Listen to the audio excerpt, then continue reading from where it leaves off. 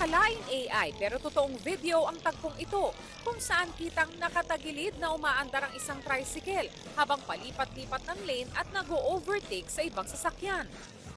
Ayon sa kumuha ng video, nangyari ang tila exhibition ng tricycle sa Manila East Road patungong Tikling sa Taytay, Rizal. Nakarating na sa Land Transportation Office ang video, kaya padadalhan ng show cause order ang rider na mahaharap sa reklamong reckless driving.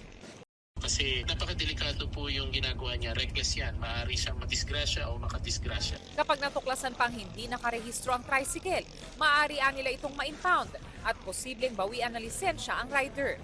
Pinahanap na ng munisipyo ang may-ari ng tricycle at nang matukoy kung sino ang driver, ay ipinatawag ito ng Taytay Municipal Tricycle Franchising and Regulatory Office.